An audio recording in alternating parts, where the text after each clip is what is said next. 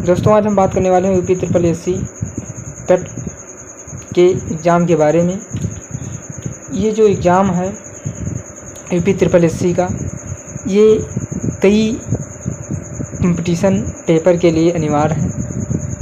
ऐसे कई पेपर जो कंपटीशन के हैं कि जिसमें अगर आप यूपी ट्रिपल एससी अगर क्वालिफाई नहीं हैं तो आप उस फॉर्म को नहीं भर सकते हैं।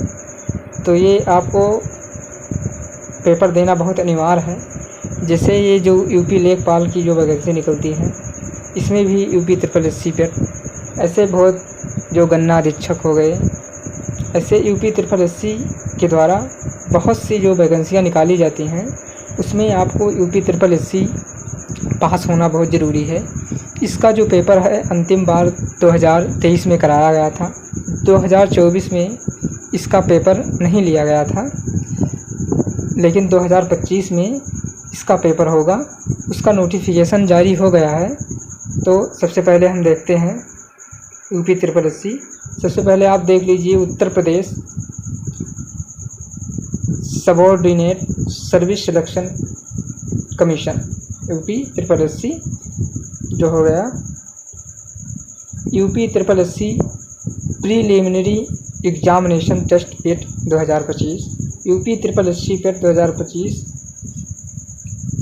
जो एग्ज़ाम है, इसकी जो एप्लीकेशन जो है स्टार्ट आप 14 मई को आपका जो फॉर्म है यूपी ट्रिपल एससी का वो भरा जाने लगेगा। आप इस फॉर्म को ज़रूर भरिए यूपी ट्रिपल एससी। और जो इसकी लास्ट डेट है वो 17 जून तक, यानी आपको लगभग 1 महीने का समय आपको पेपर भरने, मतलब ये जो फॉर्म है वो भरने का समय दिया जा रहा है। करेक्शन जो आप कुछ कर सकते हैं 24 तारीख को एग्ज़ाम उसके जब होगा, अभी इसका शेड्यूल नहीं जारी हुआ है।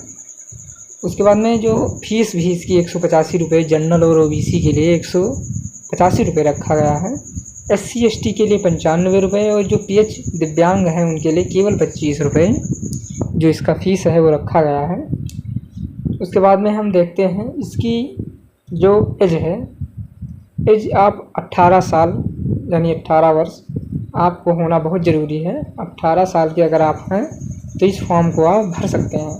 अगर आप 18 वर्ष के हैं तो इस फॉर्म को भर सकते हैं। और मैक्सिमम आप 40 ईयर्स की, यानी आपको अच्छी खासी उम्र भी दी गई है। और जो एज रिलैक्सेशन है ये यूपी ट्रिपल एससी की तरफ से एज में आपको छूट भी मिल जाएगी। जैसे ये जो एससी एसटी वाले होते हैं इनको करीब 5 साल का छूट मिलता है, तो ये अब 45 वर्ष हो जाएगा 40 साल से लेकर। तो इसकी जो योग्यता है कि जो यूपी ट्रिपल एससी पेट जो 2025 है, इसकी एलिजिबिलिटी जो है ये आपको मिनिमम 10 पास होना ज़रूरी है। आप केवल 10 क्लास पास हैं तो आप इस पेपर को दे सकते हैं। इसमें आपको कोई दिक्कत नहीं आनी चाहिए, तो इस पेपर को आप ज़रूर दीजिएगा।